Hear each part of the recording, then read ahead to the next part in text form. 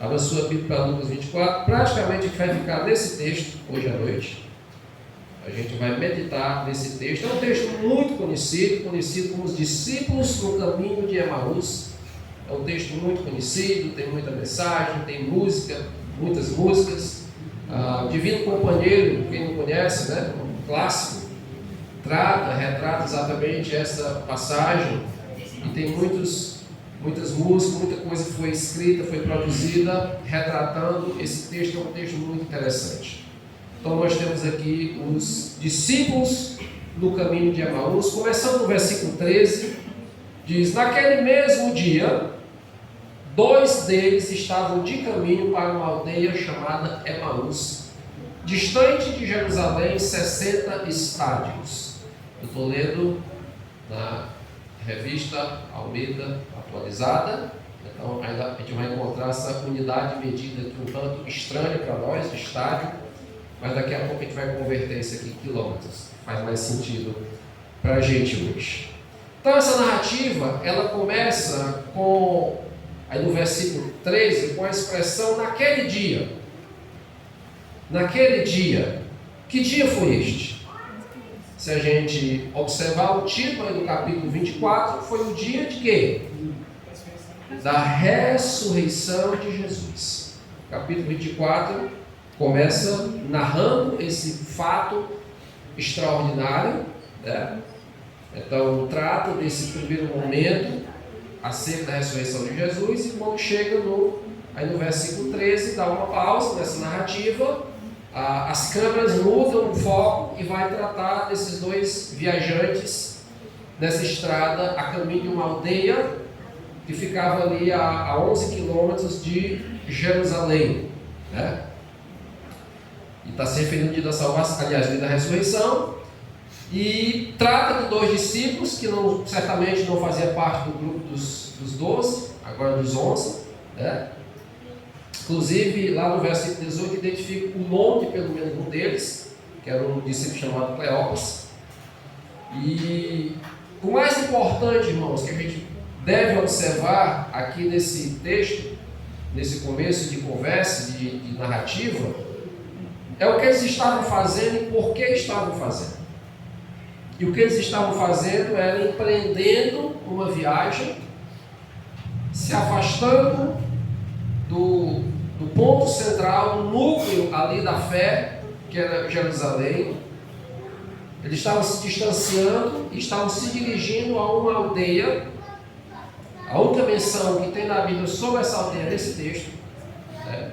Inclusive hoje é até difícil precisar onde se encontra, algumas suposições que uma cidade, porventura, esteja no local dessa aldeia, mas somente esse texto é mencionado essa aldeia chamada Emaús.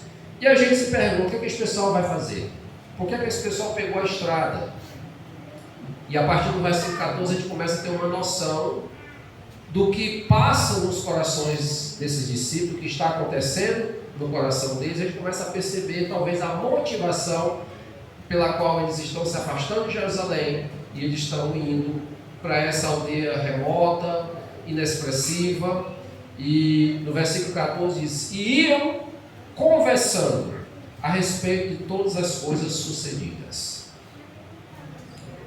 Aquele era um dia de grande alegria. Aquele era um dia de júbilo. Era um dia de vitória. A morte foi vencida.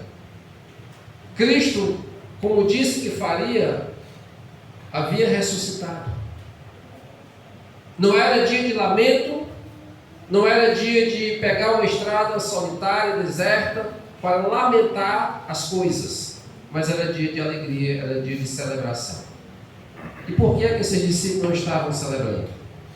Por que eles não estavam se regozijando? Porque eles fizeram uma escolha. Eles fizeram uma escolha. E qual foi a escolha deles? Se afastar do lugar onde a promessa se cumpriria. Eles tomam a decisão de se afastar, de se distanciar do local onde havia uma promessa a ser cumprida. O teor da conversa deles resumia, né, exatamente essa tristeza esse princípio de incredulidade. E muitas vezes, irmãos, agora já procurando fazer uma aplicação para mim e para a sua vida, muitas vezes acontece conosco. Muitas vezes não esperamos o bastante e nos afastamos do lugar do cumprimento da promessa de Deus. Deus tem promessa para nós? Amém. Tantas, inúmeras promessas, mas há um lugar de cumprimento dessas promessas. E que lugar é este? É o lugar da obediência. É o centro da vontade de Deus. Esse é o lugar onde Deus cumpre as suas promessas em nossas vidas. Mas muitas vezes parece que Deus não está cumprindo o prometido. Muitas vezes, na nossa impaciência, ainda no resquício de incredulidade que habita em nosso coração, nós pensamos, não vale a pena mais ficar nesse lugar. Olha aí, o tempo já passou, tanta coisa aconteceu e nada do cumprimento da promessa. Sabe que eu vou sair desse lugar? Sabe que eu vou me distanciar daqui? Foi exatamente essa decisão tomada por aqueles 2 discípulos. Eles se afastaram do local de cumprimento da promessa. Cristo havia sido sepultado ali em Jerusalém e era ali que ele deveria ressurgir, era ali que eles deveriam esperar. E muitas vezes, irmãos, nós fazemos exatamente dessa maneira. Nós aprendemos muito cedo que o lugar de cumprimento da promessa é o lugar da obediência. É o lugar do comprometimento com Deus. E nós muitas vezes somos impacientes, incrédulos, e já pertinho de receber a bênção, pertinho de ver o cumprimento da promessa, resolvemos ir para Emaús. Resolvemos ir para algum lugar e nos afastamos desse lugar tão precioso que é o centro da vontade de Deus, o lugar de obediência ao Senhor. Versículo 15. Aconteceu que, enquanto conversavam e discutiam, sabe quando a gente está enfrentando um problema, sabe o que a gente mais faz? Falar sobre o problema. Isso é natural, é muito, muito próprio de quem está frustrado, entristecido, desiludido, ele não quer parar de falar daquilo. E se achar alguém que está passando pela mesma situação, aí não acaba mais o assunto. E sabe, isso produz um mal na gente, porque a gente fica se retroalimentando com aquela mesma ideia. O que sai pela boca, volta pelos ouvidos, alimenta dentro da nossa mente aquilo, alimenta o nosso coração, que mais uma vez sai pela boca e faz todo esse ciclo. E era isso que eles estavam fazendo naquela jornada. Imagina 11 quilômetros caminhando, estrada fora, e dizendo, rapaz, tu viu? Deu em nada. Cadê? Já era o tempo de ele ter ressuscitado. Tudo que nós acreditamos durante tanto tempo, toda a nossa esperança de redenção, todos os nossos sonhos estavam ali. E está aí. Foi tudo em vão. Cadê que ele ressuscitou? Aconteceu, foi nada. Está certo que tem aí algumas conversas, mas nada exato, nada concreto. Aconteceu que enquanto conversavam e discutiam, quem é que aparece? Quem é que se une a eles para conversar com eles? O próprio Jesus se aproximou e começa a caminhar juntos. Começa a caminhar junto. Imagina isso, irmãos. Aqueles discípulos achavam que Jesus estava tão longe, né? Achavam que Jesus estava tão distante, quando na verdade estava muito mais perto do que eles imaginavam. E não só perto, mas caminhando com eles, pelo mesmo caminho. Irmãos, Jesus estava já com o corpo glorificado. O corpo glorificado, o corpo ressurreto de Cristo, ele não estava mais preso à relação espaço-tempo. Ele se deslocava em fração de segundo e chegava e estava presente em outro lugar. Diz que ele entrou no cenáculo e não bateu na porta não. De repente pôs-se no meio deles, diz, Pai seja convosco. Jesus não precisava caminhar lentamente lado a lado com pessoas com corpos mortais, limitados, e empreender toda aquela jornada, não. Se ele queria ir para Emaús, ele, no piscar de olhos, chegava lá. Se ele queria voltar para Jerusalém, no piscar de olhos, ele estava de novo em Jerusalém. Mas Jesus, ele se dispõe, indo além de toda a sua capacidade, ele se dispõe a caminhar no passo, na marcha, no ritmo daqueles discípulos. Irmãos, isso deve falar de forma muito poderosa conosco. Muitas vezes nós achamos difícil que Deus caminhe conosco pelos caminhos que nós andamos, pelas dificuldades que nós passamos, pelos caminhos tão ruins, tão escabrosos que nós temos que caminhar muitas vezes. Lá estava Jesus caminhando com eles ali, rumo àquele lugar. Enquanto que eles estavam se afastando, tanto geograficamente daquele lugar de cumprimento da promessa, mas também seus corações estavam se afastando, Jesus vem para estar com eles e tentar trazê-los de volta, não só no sentido geográfico, mas muito mais no sentido de seus corações que estavam ali se distanciando a cada passo da fé, da esperança, daquele comprometimento que um dia eles tiveram com o Senhor. Versículo 17, Jesus puxa assunto. Jesus toma a iniciativa. Então lhes perguntou Jesus: que é isto que vos preocupa? E de que ides tratando à medida que caminhais? E eles pararam, o que é que tem na sua Bíblia? Entristecidos. Será que Jesus precisava de informações? Será que Jesus estava mesmo na dúvida que assunto era aquele, que o problema era aquele que estava afligindo aqueles homens e precisava entender? É claro que não. Do mesmo jeito que Deus lá no Éden, quando perguntar, não, cadê você? É porque Adão se escondeu tão bem que Deus não conseguiu achá-lo. É claro que Deus estava vendo onde Adão estava. E isso permeia toda a palavra de Deus. Deus gosta de fazer perguntas para a gente. E cada vez que Deus faz perguntas, certamente Ele não está precisando de informação, mas Ele está nos convidando a uma reflexão. E é muito mais fácil você refletir se eu fizer uma pergunta para você do que se eu fizer uma afirmação. Se eu fizer uma pergunta, você se sente na responsabilidade de meditar sobre aquilo que está sendo perguntado, e você vai tratar esse assunto com muito mais profundidade do que quando eu simplesmente faço uma afirmação. Então Jesus não chega fazendo uma afirmação: o que vocês estão conversando aí não faz sentido, porque na verdade eu ressuscitei, a promessa foi cumprida. Não.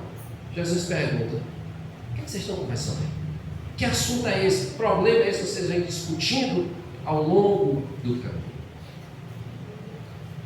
Jesus, muitas vezes, irmãos, temos feito perguntas através das circunstâncias das nossas vidas. Muitas situações que aparecem em nossas vidas, com as quais nos deparamos, são perguntas de Deus.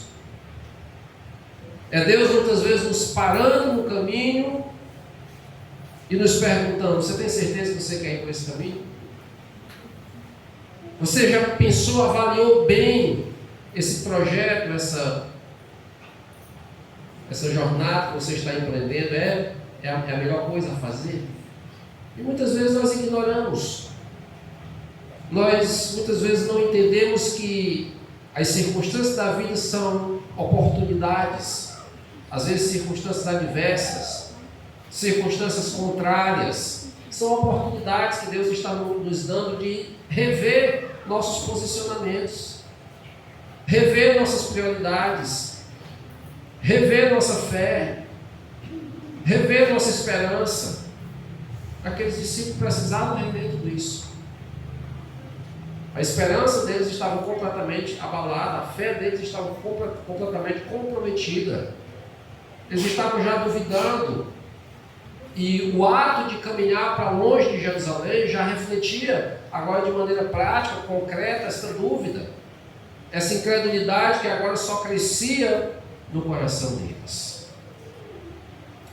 E aí, no versículo 18, diz: um, porém, chamado Cleopas, respondeu dizendo: és o único, porventura, que tendo estado em Jerusalém, ignoras as ocorrências desses últimos dias? Olha que irônico, né? Cleopas está atualizando Jesus a respeito de Jesus. Já leu esse texto com essa perspectiva? Aquele discípulo está atualizando Jesus, informando Jesus a respeito dele próprio. O senhor está sabendo o que aconteceu com o senhor? Né? Se tivesse consciência que era ele, mas ele não tinha. E ele começa a atualizar ali Jesus a respeito da sua própria situação. E é fácil a gente rir dessa situação hoje, né? A gente lendo a Bíblia, mas muitas vezes, irmãos, as nossas orações se parecem muito com isso. Muitas vezes a gente vai orar e começa a dar informação para Deus.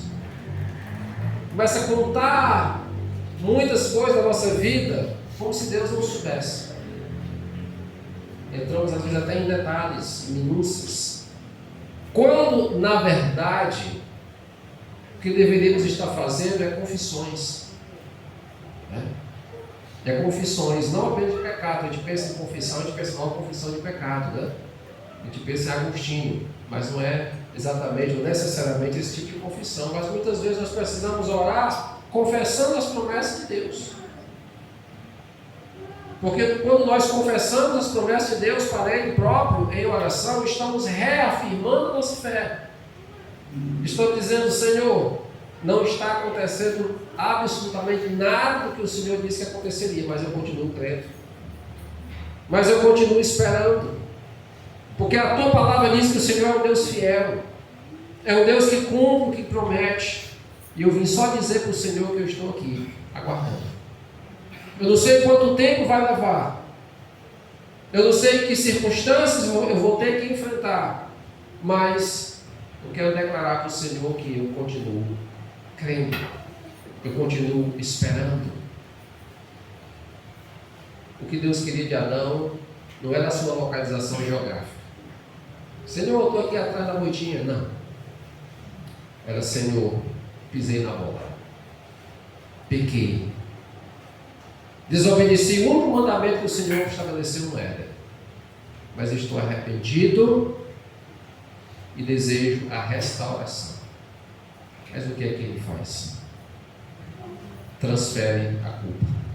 Pelo menos tenta. O que nós temos falado para Deus, irmãos? De verdade, quais têm sido as nossas palavras? Quais têm sido as nossas confissões? Deus quer ouvir da gente confissões. Confissões de fé, confissões de esperança. E se preciso for, confissão de pecado. Mas não precisa a gente dar detalhes, informar pormenores da nossa vida, porque Ele sabe. Ele sabe antes mesmo de acontecerem. Mas aqueles discípulos estavam fazendo isso, e eu digo, a gente brinca e acha irônico, mas muitas vezes é exatamente isso que nós fazemos. E o que é mais interessante é que Jesus acorda. Né? Versículo 19. Eles fazem essa afirmação, dizem: não, o senhor está por fora. O senhor é um viajante muito desatualizado. O senhor está vindo de Jerusalém, aquela estrada vinha de Jerusalém, todo mundo que vinha por aquela estrada vinha de Jerusalém, e o senhor está totalmente por fora das coisas, porque o senhor deve ser o único que teve em Jerusalém esses dias e que não sabe de tudo que aconteceu, porque está na capa de todo jornal, né? Está no trend top, né? Das notícias. E o senhor não sabe, como é que pode? Aí Jesus pergunta: quais? Irmãos, Deus às vezes é um pouco irônico. Né? Deus às vezes é um pouco irônico. Jesus diz: mas me atualizei, que eu não estou sabendo não. Conte aí, conte mais. O que foi que aconteceu? E aí eles vão explicar. Tadinhos, né? Sem saber com quem estão falando, vamos lá. Aí tem muito tempo para conversar, ainda tem muita estrada pela frente, e eles começam. O que aconteceu a Jesus, o Nazareno, que era varão profeta, poderoso em obras e palavras diante de Deus e todo mundo. Também que falaram bem de Jesus. Não, aí já falaram mal, né? Estava falando com o próprio. Ainda bem que falaram bem, né? Mas depois eles vão dar uma escorregada. E como os principais sacerdotes e as nossas autoridades o entregaram para ser condenado à morte e o crucificaram. Versículo 21. Ora, nós esperávamos. Perceba aí o tempo do verbo. Nós esperávamos. Não estamos mais esperando. E aí isso começa a revelar o coração e mostrar que a esperança estava se esvaindo. Como eu disse, à medida que eles se afastavam de Jerusalém, que eles se afastavam do lugar de cumprimento da promessa, eles se distanciavam geograficamente, mas também se distanciavam no sentido da fé e da esperança. E nós esperávamos que fosse ele que havia de redimir a Israel, mas depois de tudo isto, já é este o terceiro dia, desde que tais coisas sucederam. E a gente muitas vezes fica tentado a pensar, que discípulos apressados, impacientes. Não tinha nem dado o quarto dia, né? Não, já venceu o prazo, não aconteceu nada, vamos embora, vamos dar no pé. Mas não, ainda estava no terceiro dia. Irmãos, e facilmente acontece conosco. Facilmente nos impacientamos quanto às promessas de Deus, quanto ao agir de Deus em nossas vidas. Ali tinha um prazo marcado para aquilo que Deus tem para cumprir em nossas vidas, sequer tem prazo. Mas muitas vezes nós pensamos, se Deus não cumpriu até agora, não cumpre mais. Se Deus não respondeu a minha oração até hoje, não responde mais. E a gente para de orar. E a gente para de esperar, e a gente para de buscar, e às vezes para até de ir à igreja, e para de adorar o Senhor, e para de pregar o Evangelho, para de investir em missões, e vai parando. Vai se distanciando, e esse distanciamento, ele começa a caminhar, ele é gradual. Ninguém se afasta de uma vez. Dificilmente alguém deixa de ir à igreja de um dia para o outro, não vou mais, acabou. Muito raro isso acontecer. O que é que vem primeiro? Uma diminuição da frequência. E assim é com a oração. Ele não ora num dia e no outro dia não vou mais orar. Não, vai diminuindo a frequência. E assim é com a leitura da palavra, e assim é com tudo. A gente vai se afastando aos pouquinhos, com uma caminhada a pé que eles estavam fazendo. Lentamente, mais constante, para longe. Para longe. Então, o que eles mostram aqui nessas palavras deles é que eles ainda conservavam um conceito elevado de Jesus. Eles não tinham deixado de admirar Jesus, eles não tinham deixado de ter Jesus na conta daquele que viria para salvar. Ele era varão, profeta, poderoso. Eles não esqueceram do poder manifesto de Cristo, as palavras poderosas de Cristo. Mas muitas vezes, irmãos, apenas um conceito elevado de Jesus não basta. Apenas ter um conceito elevado de quem é Jesus. Tem muita gente que tem um conceito elevadíssimo de quem é Cristo. Admiro demais a figura de Cristo. Mas a fé autêntica, a fé bíblica, ela não vive apenas de um conceito elevado da pessoa de Cristo. Ela vive de uma confiança absoluta. Ela vive de uma esperança inabalável. A despeito das circunstâncias. Estávamos pela manhã estudando aqui o Salmo número 3, onde Davi ali perdeu tudo, mas ele conserva uma confiança inabalável. No meio da adversidade, ele mantém uma confiança inabalável. Em outras palavras, está dizendo: eu perdi tudo. O reino, o trono, a coroa, o título. Mas o que foi que ele não perdeu? A minha glória ao Senhor. Eu não perdi o Senhor. Isso é o que importa. Mas aqueles discípulos estavam perdendo. Estavam perdendo. À medida que perdiam a esperança, eles perdiam também qualquer ligação com o Senhor.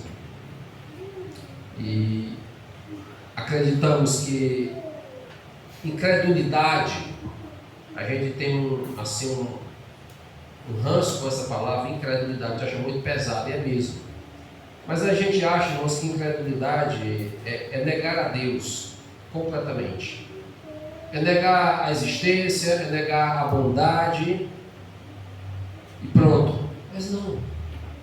Muitas vezes nós somos acometidos de incredulidade sem negar essas coisas.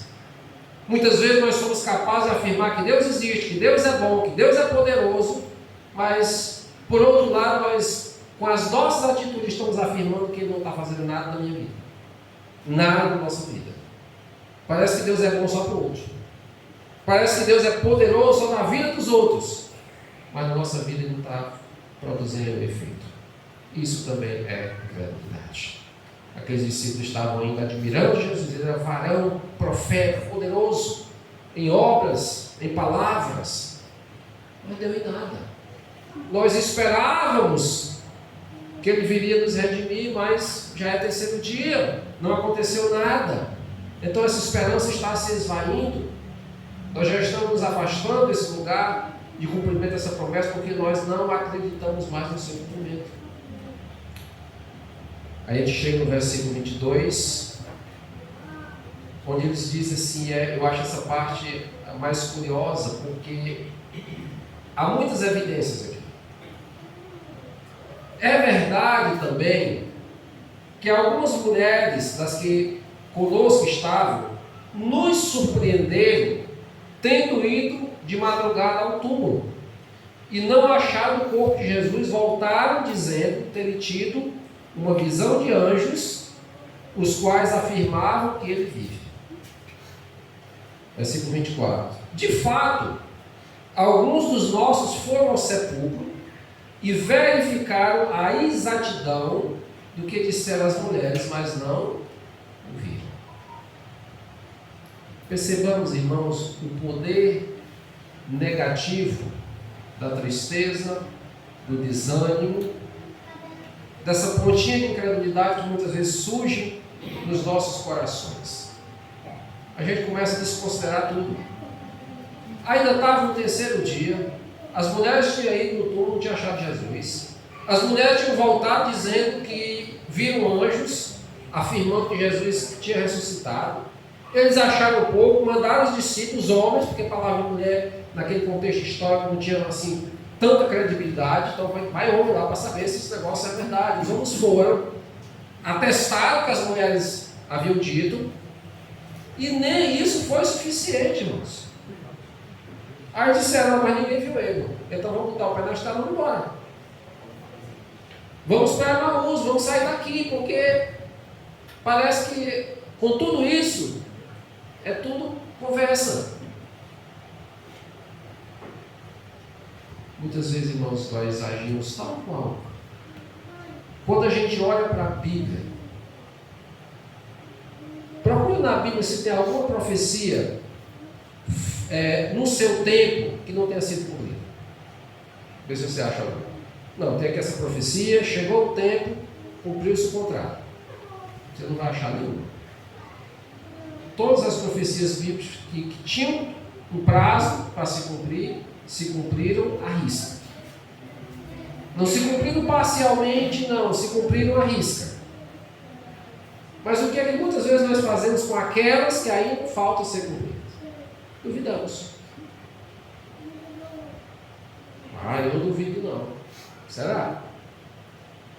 Talvez a gente não tenha a coragem, a ousadia, o atrevimento de dizer, eu duvido. Mas as nossas atitudes, muitas vezes falam isso. Muitas vezes agimos, decidimos, escolhemos, na contramão daquilo que Deus afirmou categoricamente, claramente na sua palavra, o que fará. Essa é a realidade daqueles dois discípulos. Muitas vezes tem sido a nossa realidade. Olhamos para a Bíblia, tudo tem se cumprido. Deus está ok em tudo aquilo que Ele falou que faria. Mas se foi algo que não foi cumprido, a gente duvida que aconteça. A gente tem dificuldade em pautar as nossas decisões, fazer as nossas escolhas, em cima daquilo que ainda não foi cumprido. Porque a gente muitas vezes ainda tem a síndrome de Tomé. A síndrome de Tomé. É outro discípulo que teve muita dificuldade.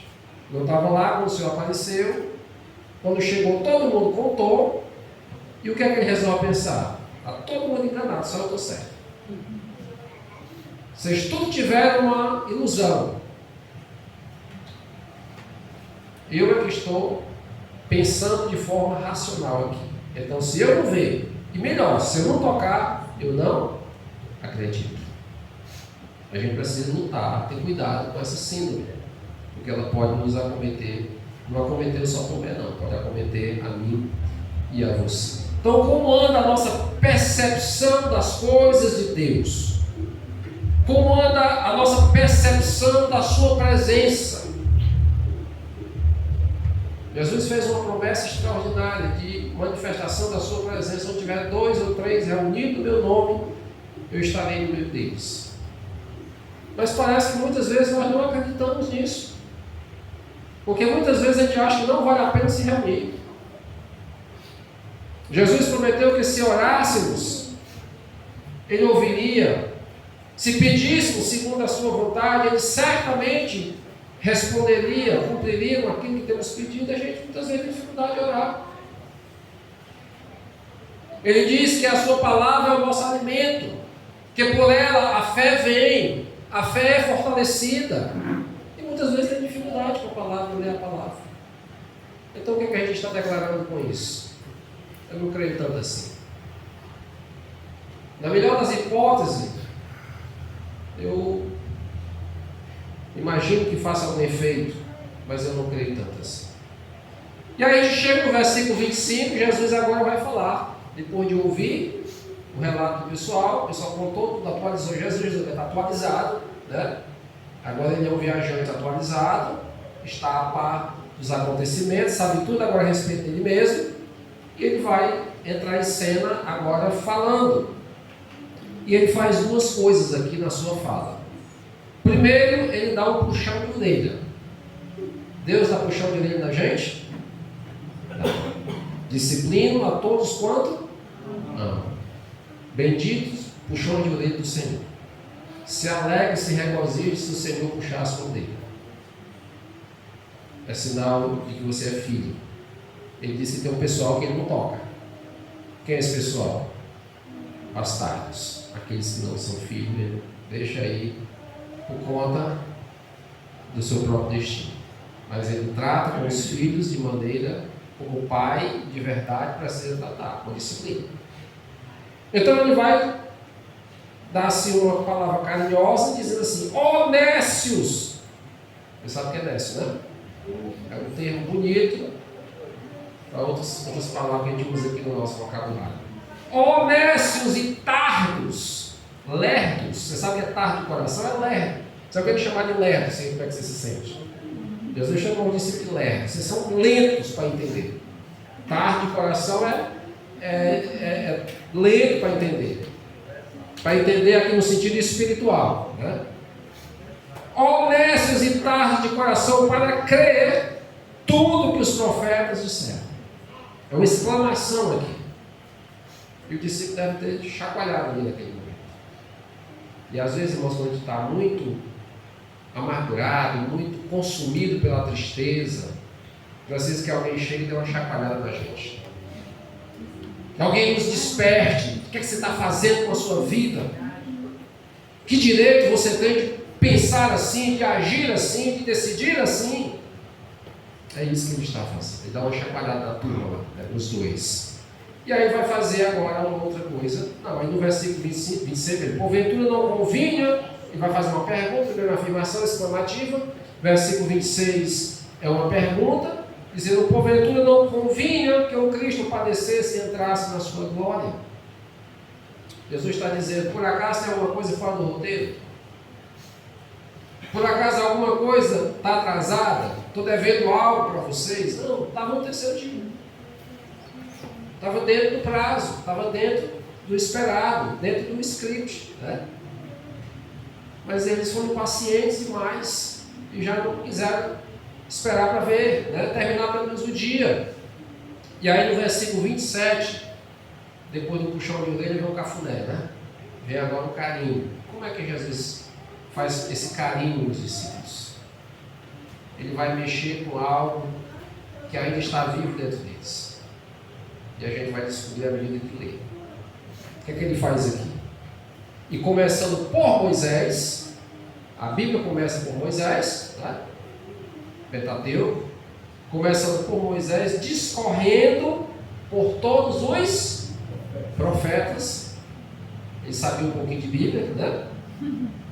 Expunha-lhes o que a seu respeito constava em todas as Escrituras. Irmão, sabe o que me chama a atenção nisso aqui?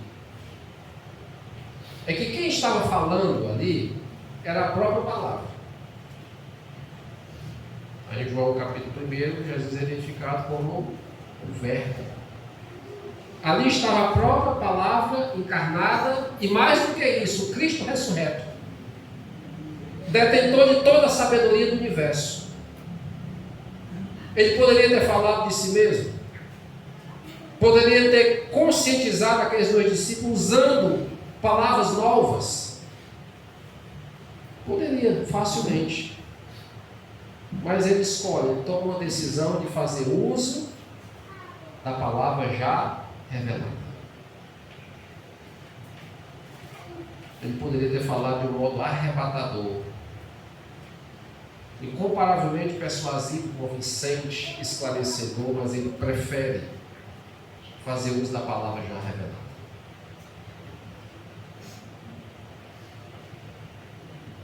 Esse é o meio, o único meio eficaz de conduzir alguém ao conhecimento de Deus e da sua vontade. Não tem outro caminho. Nada substitui a palavra. Nada substitui. Ela é o poder de Deus para a salvação de todo aquele que crê, como diz lá em Romanos 1,16.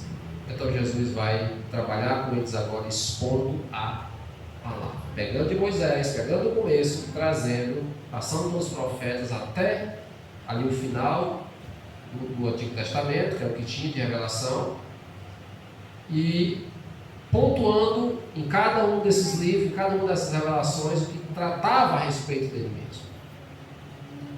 Aí versículo 28 diz: quando se aproximavam da aldeia para onde iam, fez ele menção de passar adiante.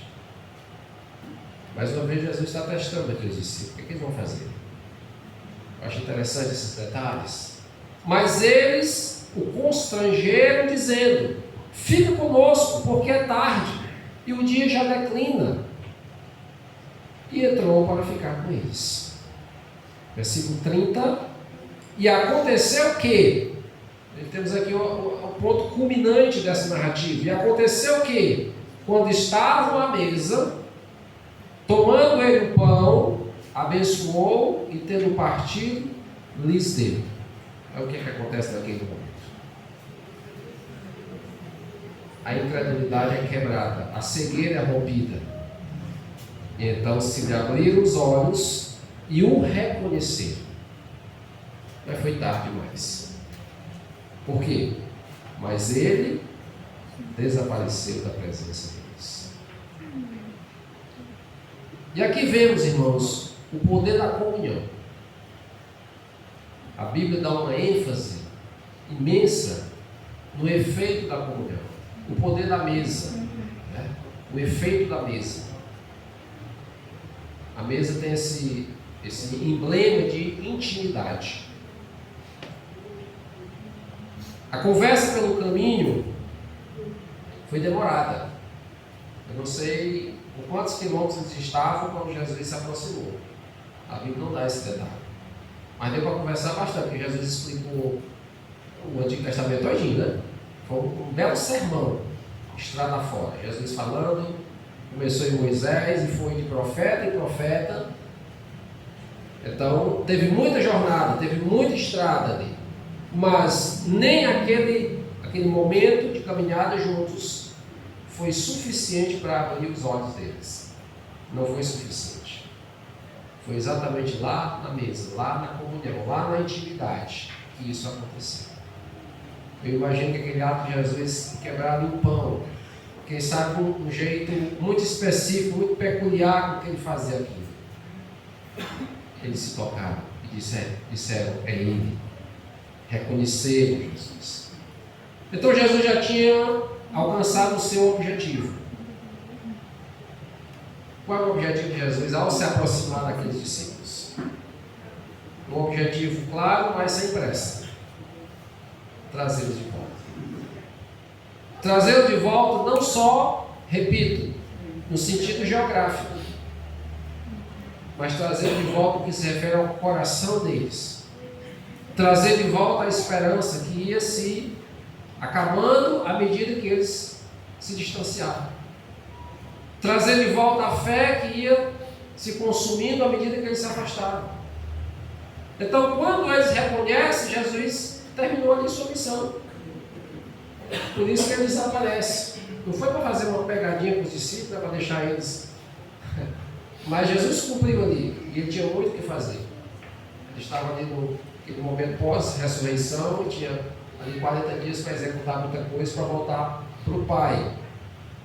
Então, agora que os discípulos sabiam que Jesus estava por perto, mesmo quando parecia longe, e eles descobrem e se apercebem do quão perigoso é se deixar levar pela tristeza, pelo desânimo, pela incredulidade. E nós pensamos aqui entre nós. Temos sentado à mesa com Jesus? Você tem sentado à mesa com Jesus? Pastor, como é isso, né? Tem que voltar no tempo, ir lá para Jerusalém. Sentar à mesa, como eu já disse, é esse emblema de comunhão. É esse emblema de relacionamento. Você só leva para a cozinha da sua casa, para a mesa da sua casa, quem você confia. Com quem você tem um relacionamento um pouco mais chegado. Você não leva um estranho.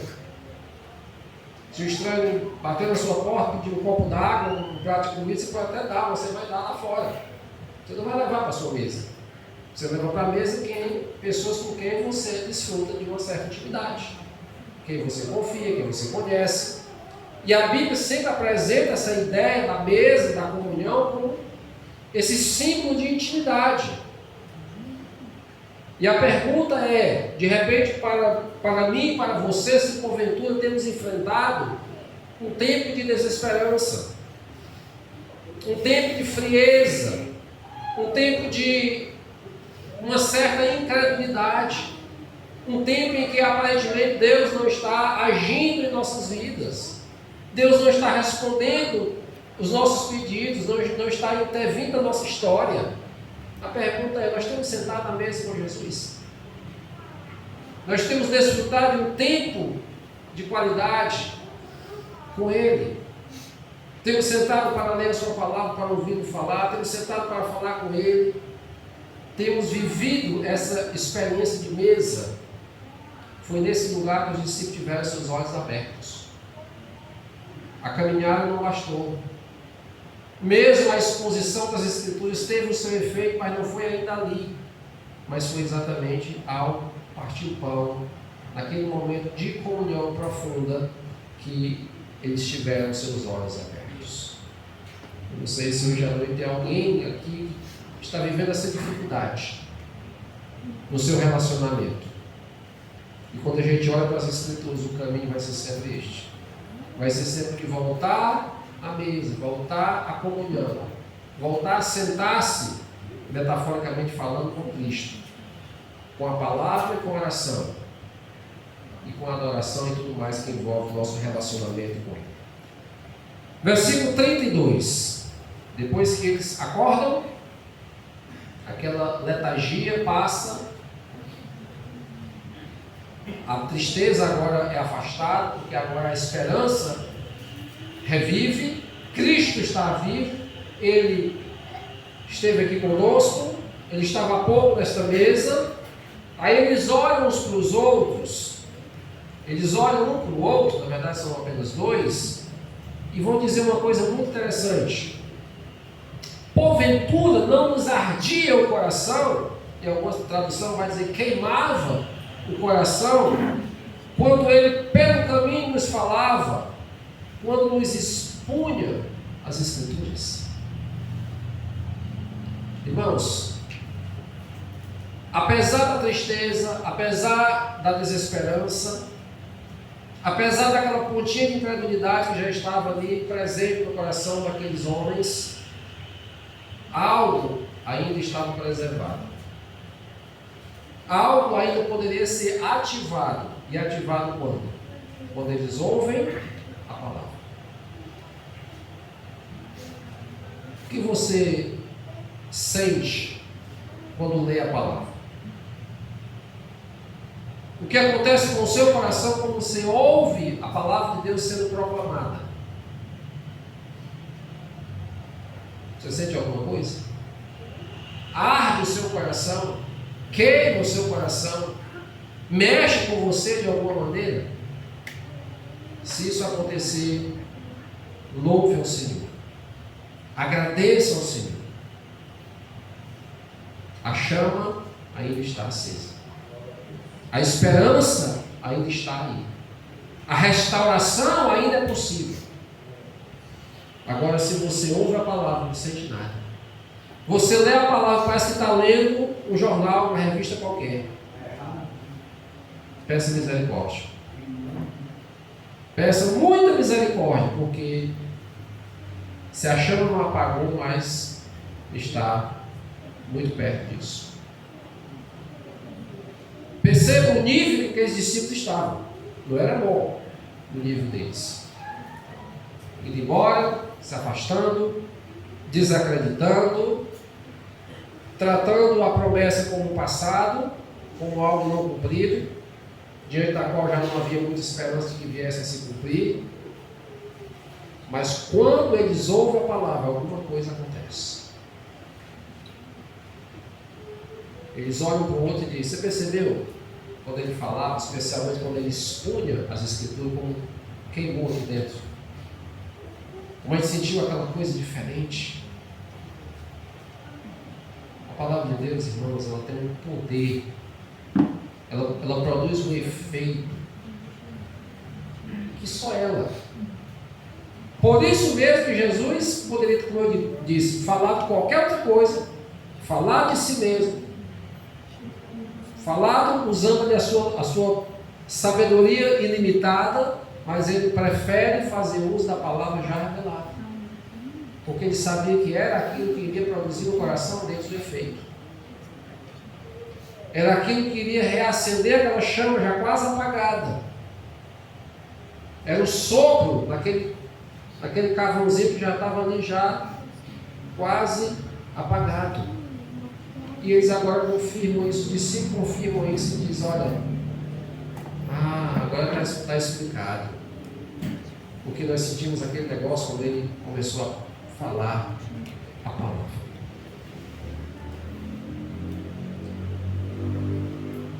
Nem toda tristeza, nem todo desânimo foi suficiente para impedir isto. E eu volto para a pergunta que demos início: o que faz o seu coração queimar? O que faz o seu coração palpitar? Muitas vezes nossos corações têm sido levados para longe. E nosso coração já bate mais forte por causa de coisas desta vida, de ambições desta terra, passageiras, efêmeras, fugazes. E sabe, irmãos, são coisas que andam na contramão. Quando o nosso coração começa a palpitar, a bater mais forte por conta de coisas deste mundo, ele vai bater cada vez mais fraco no que se refere às coisas de Deus.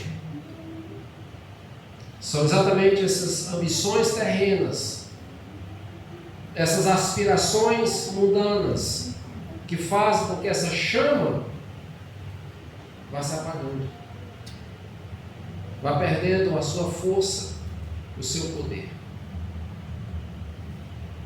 Versículo 33 ao 35, nós temos a conclusão dessa história. E na mesma hora, levantando-se, voltaram para Jerusalém. Ai, Deus. Não ficou só em conversa, né?